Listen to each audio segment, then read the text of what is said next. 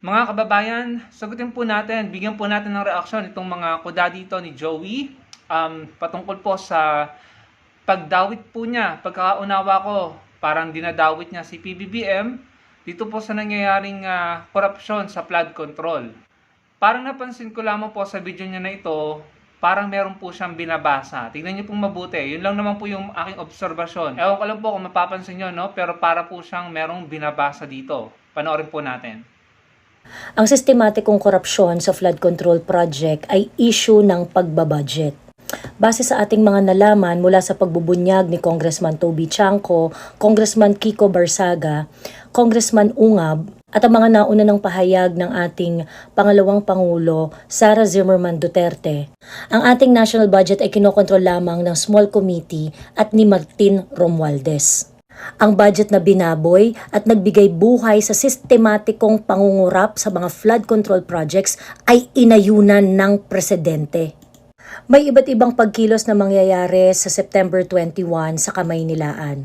Mag-ingat po kayo sa mga rally na sasalihan ninyo dahil ang mga rally sa Luneta at sa EDSA Zarzuela ay hindi nananawagan sa pananagutan ni Bongbong Marcos. Huwag po tayong magpapaloko. Ang iskandalo ng sistematikong pangungurakot sa flood control project ay responsibilidad, pananagutan at dapat pagbayaran ni Martin Romualdez ng mga crocodiles dyan sa House of Representatives at ni Bongbong Marcos.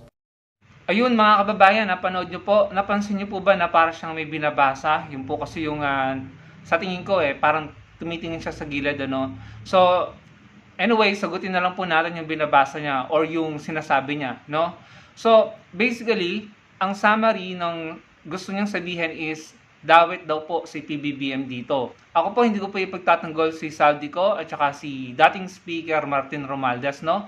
Kung meron po silang pananagutan dito, ipaliwanag nila, patunayan nila sa publiko na sila'y inosente, no?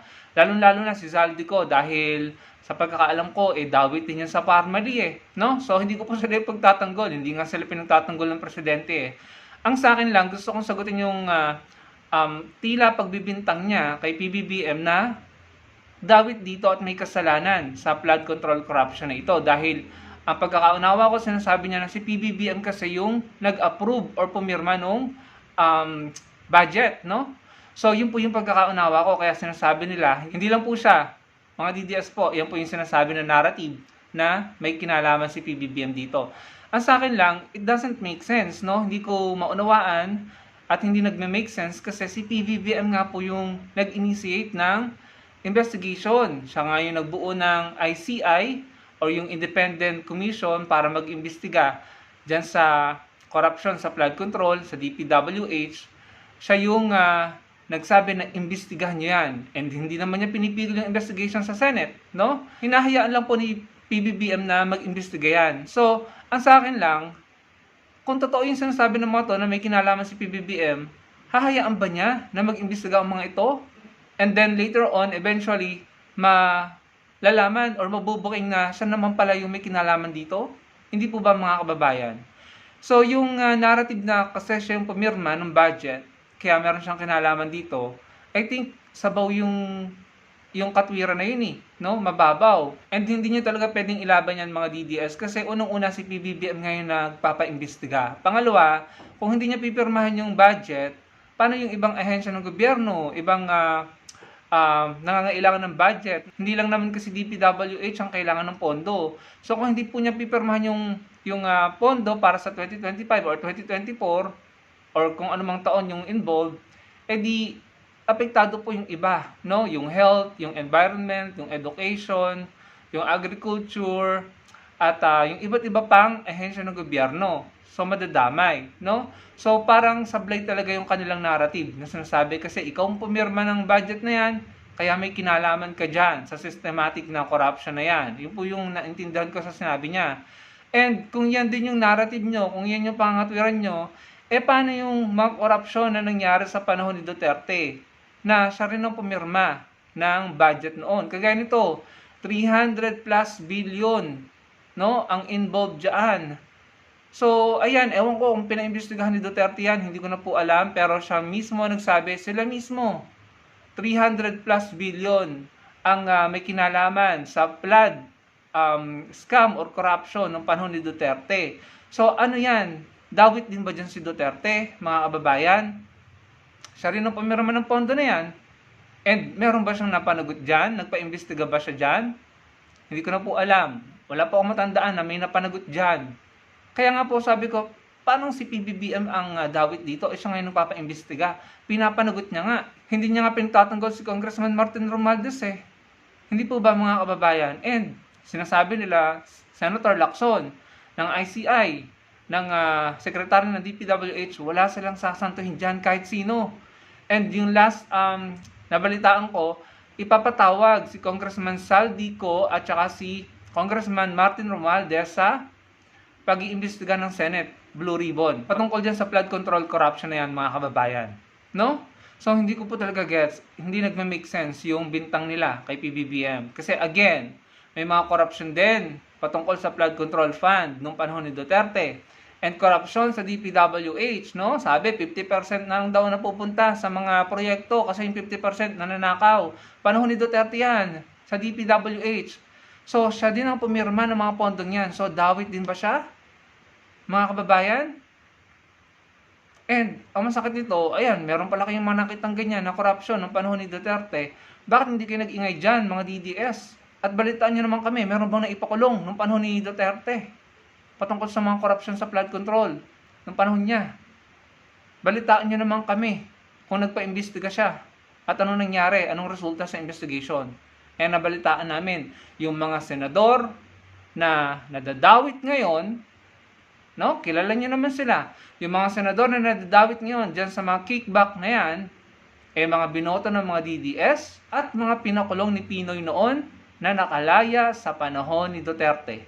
Kaya nga sabi ng Senator Kiko Pangilinan, kung yung mga sangkot sa Napoles sa scandal ay nakulong at hindi nakalaya, baka wala daw tayo ngayong ganitong problema. Diyan sa mga kickback na yan. Hindi po ba mga kababayan? Pinakulong ni Pinoy, nakalaya sa panahon ni Duterte, ayan, sila na naman din ang involved sa corruption na naman. And meron din pong mga corruption issues patungkol sa flood control at sa mga proyekto ng DPWH noong time ni Duterte. Nagpa-imbestiga ba sila? May naipakulong ba sila? Dawit din ba dapat doon si Duterte kasi siya yung pumirma ng mga budget na yon? Kasi yun yung ginagawa nila kay PBBM ngayon eh. Hindi po ba mga kababayan? So kayo na lang po humusga. Ito pa mga kababayan, pakinggan nyo po ang kuda niya. Kuda nila patungkol sa good governance na hatid ni Mayor Vico Soto at ni Mayor BP Leni Robredo. Tingnan nyo kung paano nila maliitin. Ito na po. Madami rin naman akong friends na pink. Like ngayon, kakakita ko lang one of my friends, nag-post siya ng Leni and Vico for 2028. Yun. Ganun lang. Hindi nila ang babaw ng understanding nila sa good governance, no? Yung parang, yung linis-linisan, yung mga, tapos ang babaw na understanding nila sa good governance, pagkatapos, ang lala nilang mag-judge. No? Parang, yung talaga, yung mga typical na titang banal-banalan na, na self-righteous, na sila lang ang mabuti at mahal ng Diyos, no? Ayun mga kababayan, so sa pagkakaunawa ko po, ina-underestimate nila, pinagtatawanan nila yung good governance ni Mayor Vico Soto at ni Mayor Leni Robredo. So para sa kanila siguro, in my opinion, ang standard ng kanilang good governance ay yung Duterte type of governance mga kababayan.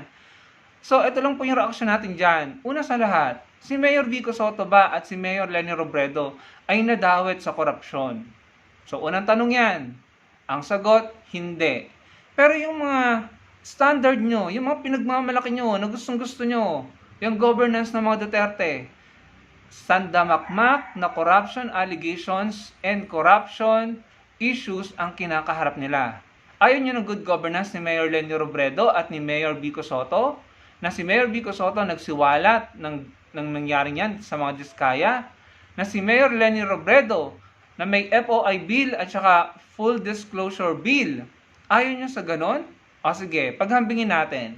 Si Sara Duterte, na standard nyo, pahirapan bago maka-request ng SALN.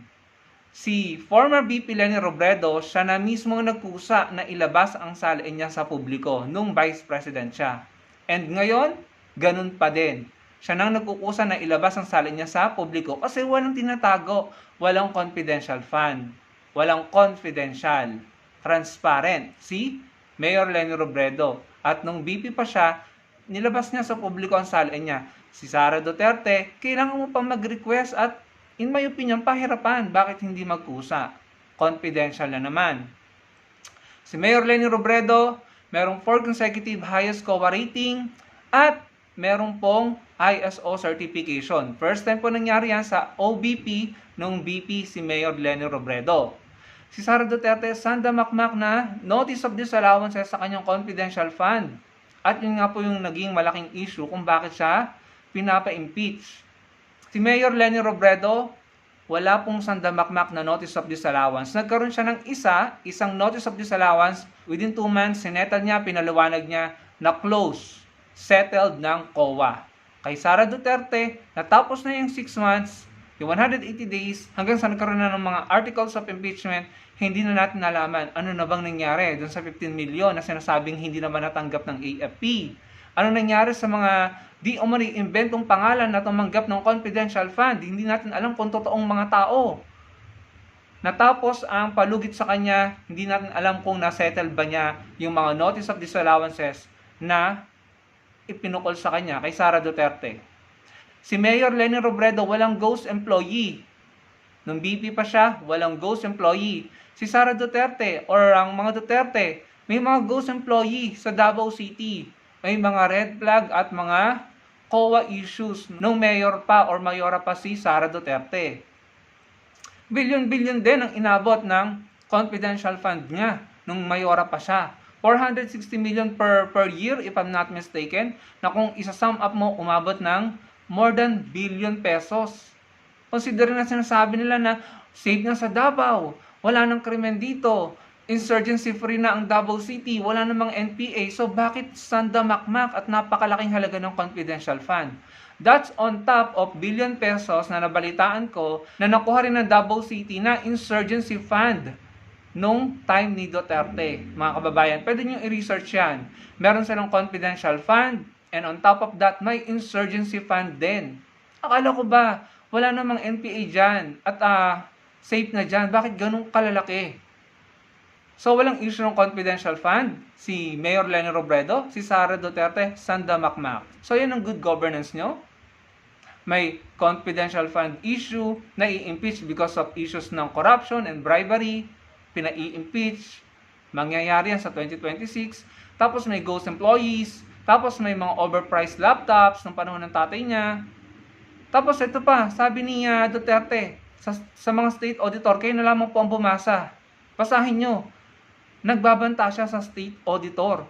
Sa COA, yung nagche-check at bumabalanse at nag-audit kung may corruption ba. Pagbantaan ba naman ng presidente, ano yun, tinakot? Yung mga nag-audit at nag-check? Yan ba yung good governance nyo, Joey? Yan ba yung standard ng good governance nyo? Siya din ang maraming pag-oppose, pag-kontra at mga negative na sinabi nung kasagsagan nung Farmally investigation. Yan din, mga DDS na yan. Ino-oppose nila ang Farmally investigation dahil ayaw nila na madawit si Duterte. Kasi yung mga Chinese na involved sa Farmally investigation na yon or sa Farmally corruption na yon, mga malalapit kay Duterte, yung mga Chinese na yon. So, ayun ba yung standard ng good governance nyo? Kung pinaimbestigahan nyo lamang yung Farmally na yon, which is involved din daw, di umano si Saldico, siguro hindi rin nangyari yung mga corruption sa flood control ngayon. Kung napin down si Saldico doon. Hindi po ba? Kaso kayo yung nag-o-oppose, kayo yung kumukontra. Yung puon nyo, yung leader nyo si Duterte ang kumukontra. Is that your standard of good governance? Yung mga pinakulong ni Pinoy Aquino, nakalaya sa panahon niya? Bakit?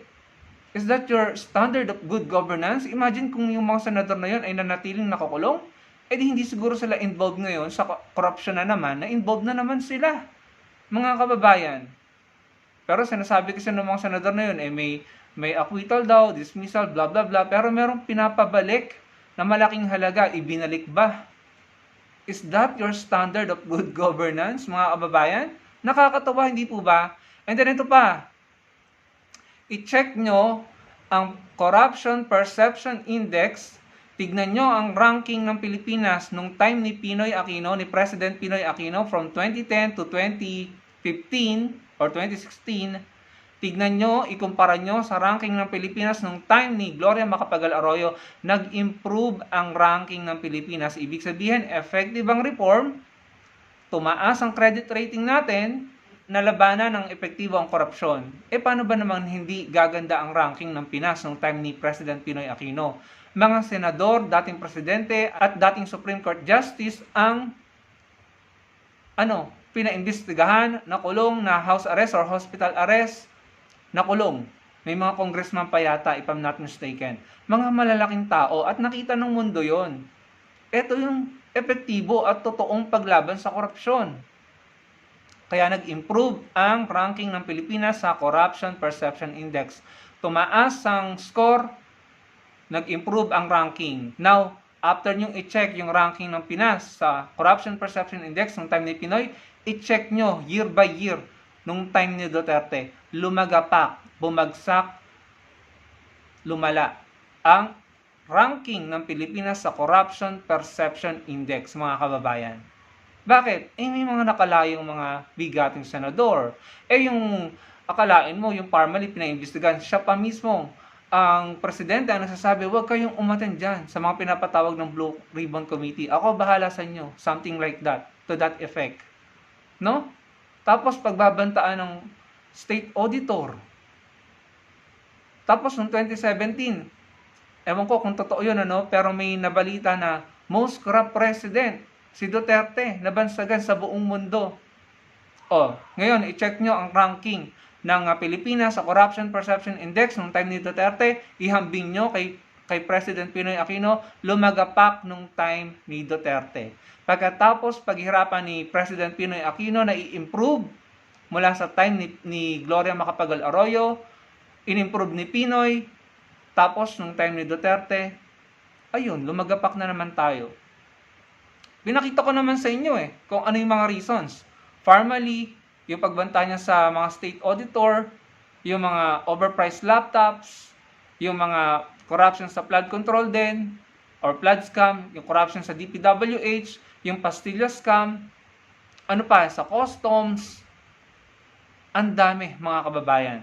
So, kung sinasabi ng mga ito na involved si PBBM, sa mga nangyayari ngayon, involved din ba si Duterte?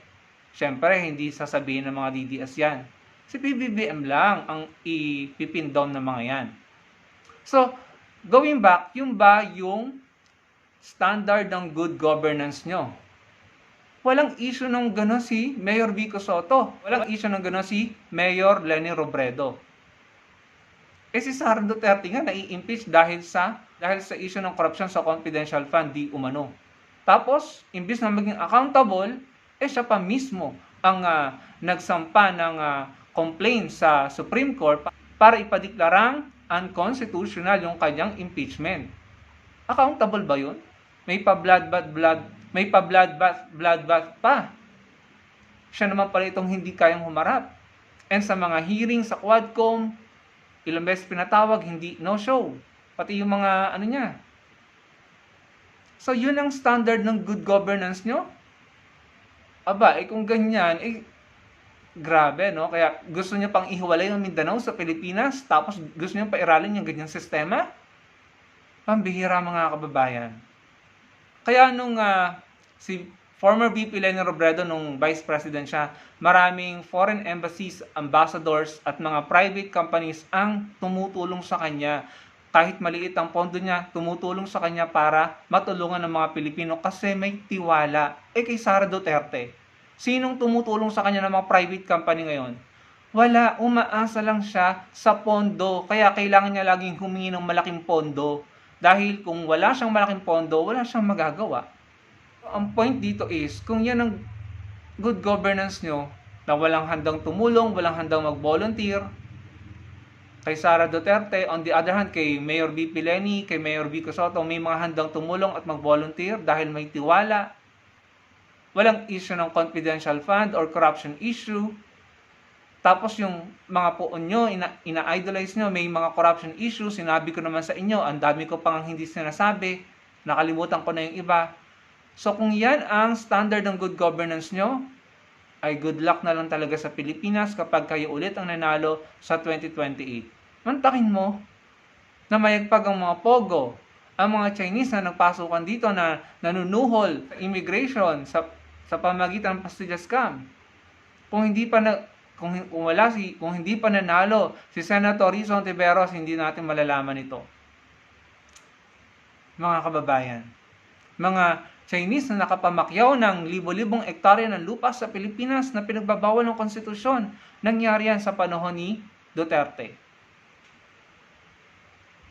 Tapos yan ang standard ng good governance nyo? Si Duterte nga mismo, umamin na may ninakaw din siya pero naubos na. Huwag nyo sabihin, joke din yan. There is truth behind that. May katotohanan sa likod ng mensahe na yan. Kung sinasabi nyo, joke lang yan, hindi nyo naman kasi kilala si PRRD eh. Hindi nyo kilala yung style namin mga dinadamay pa lahat ng Bisaya. Kayo naman, hindi na kayo nasanay. Kaya namin kayo pinagtatawanan eh, kasi lahat sinuseryoso nyo eh. Ano ba siya? Komedyante ba siya? Clown ba siya? Presidente siya ng Pilipinas. Lahat ng sasabihin niya, pwede maging polisiya at seseryosohin ng mga tao, especially ng mga polis. Kung sinabi niya, palabanin nyo, taniman nyo ng ebidensya, magtanim tayo ng ebidensya, intriga, palabanin nyo, shoot them dead, lahat yan seseryosohin. Dahil siya ay presidente ng Pilipinas, hindi naman siya komedyante, hindi naman siya clown eh. Now look at you. Tingnan nyo mga sarili nyo mga DDS, dahil dyan sa mga pulpol na paniniwala nyo at paninindigan nyo, look at you. Nakakulong yung pinagtatanggol nyo, nakakulong yung iniidolo nyo, yung puon nyo, at pinagtatawanan kayo ng mga non-DDS. Dahil hanggang ngayon, hindi nyo pa rin nare-realize na sablay kayo, palpak kayo at palpak yung idol nyo. Hanggang ngayon, hindi nyo pa rin yan nare-realize. My goodness. Yun na lamang 15 million, if I'm not mistaken, 15 million, na sinasabi ni Sara na inambag niya doon sa Youth Summit nung AFP. Anong sabi ng mga generals, matataas sa opisyal ng AFP, wala kaming natanggap pero ginamit nila yung certification. Ginamit ni Sara Duterte yung certification. Dinepensahan ba ni Sara yon? Wala. Hindi confidential yon. Ipapaliwanag lang niya kung bakit niya ginamit yung certification na wala naman siyang binigay na 15 million pesos sa AFP para i-justify yung kanyang confidential fund. Hindi niya kailangan mag-divulge ng mga pangalan doon. Hindi niya kailangan i-compromise ang security ng mga tao. Kailangan lang niyang ipaliwanag bakit mo ginamit yung certification ng AFP na sinasabi mo nagbigay ka ng 15 million pesos, if I'm not mistaken with the figure, pero in reality, sinasabi ng mga tataas na opisyal ng AFP, wala kang binigay sa kanila. So, saan mo dinala yung 15 million, mga kababayan? Is that your good governance, mga DDS? And pinagtatawanan nyo yung brand of governance and leadership ni Mayor Vico Soto and Mayor Leni Robredo na kahit kailan hindi nadawit sa korupsyon.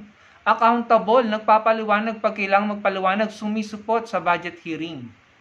At hindi kailanman nadawit sa mga ghost projects, ghost employees, tsaka mga overpriced na kung ano-ano pa. Pinagtawanan nyo yun? At ang pinagyayabang nyo, pinagmamalaki nyo yung sa mga Duterte? Hindi nyo pa rin nakikita? Look at you and look at them. Look at yourselves and look at your idols. Sila yung mga nadadawit sa mga corruption scandal, yung mga binoto yung senador. Hindi kayo dito biktima, hindi kayo dito bayani, at hindi kayo ang tama.